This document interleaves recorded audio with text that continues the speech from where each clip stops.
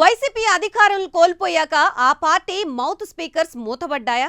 కొంతమంది YCP supporters అజ్ఞాతంలోకి వెళ్లిపోయారు. అయితే కూటమి నుంచి ఎలాంటి రియాక్షన్ లేకపోయేసరికి మళ్లీ నోటికి పని చెప్తున్నారు. తాజాగా వైసీపీ సపోర్టర్ అయిన శ్రీరెడ్డి మళ్లీ నోరేసుకుని పడిపోయింది. దీక్షలో ఉన్నారని కూడా చూడకుండా డిప్యూటీ సీఎం పవన్ పై అసభ్య పదజాలంతో రెచ్చిపోయింది. నోటికొచ్చిన బూతు పురాణంతో జన సైనికులకి టార్గెట్ గా మారిపోయింది.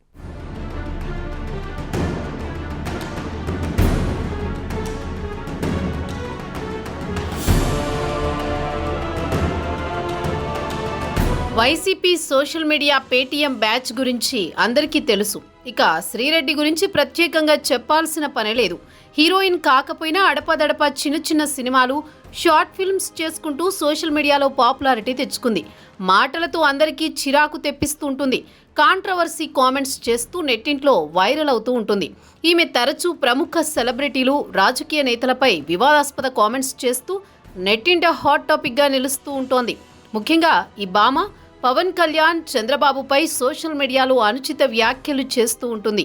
అయితే ఈమె మాజీ సీఎం జగన్కు సపోర్టుగా మాట్లాడుతుందనే విషయం అందరికీ తెలుసు.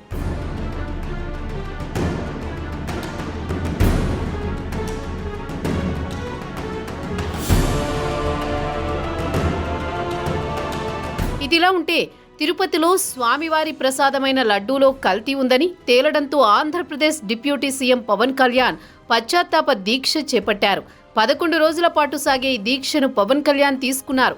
హిందూ ధర్మాన్ని కాపాడడమే ధ్యేయమని, సనాతన ధర్మం పాటించడం మనందరి బాధ్యత అంటూ పవన్ కామెంట్ చేశారు. ఈ క్రమంలో శ్రీరెడ్డి మరోసారి రెచ్చిపోయింది. డిప్యూటీ సీఎం అని కూడా చూడకుండా పవన్ కళ్యాణ్ పచ్చిబూతులు తిడుతూ ట్వీట్ చేసింది. మెగా ఫ్యామిలీ అంటే చాలు ఈమె ఓ రేంజ్లో విరుచుకుపడుతుంది. అయితే మెగా ఫ్యామిలీనే ఎందుకు టార్గెట్ చేస్తుందో తెలియదు, కానీ అందులో ప్రత్యేకించి పవన్ కళ్యాణ్పై ఈమె చేసే కామెంట్లు అందరికీ ఆశ్చర్యానికి గురి చేస్తూ ఉంటాయి. ఈ క్రమంలోనే పవన్పై మరోసారి నోరు పారేసుకుంది శ్రీరెడ్డి.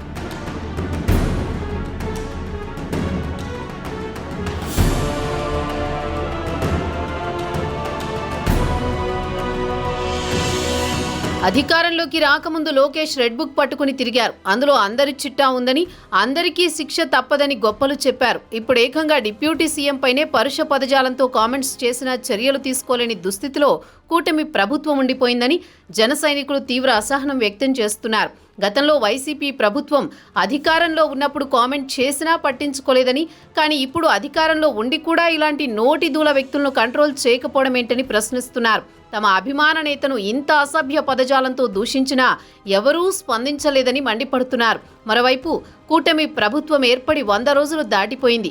అధికారంలోకి రాకముందు అందరి అంతూ తేలుస్తామంటూ కూటమి నేతలు బీరాలు పలికారు. అందుకనే వైసీపీ ఓడిపోగానే సదరు నేతలు, సపోర్టర్స్ అంతా అజ్ఞాతంలోకి వెళ్లిపోయారు. కానీ కూటమి ప్రభుత్వం నుంచి ఎలాంటి యాక్షన్ సీక్వెన్స్ లేకపోవడంతో వీళ్లలో మళ్లీ ధైర్యం వచ్చిందని టాక్ వినిపిస్తోంది.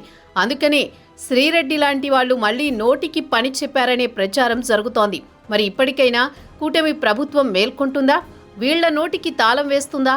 Let's wait and see.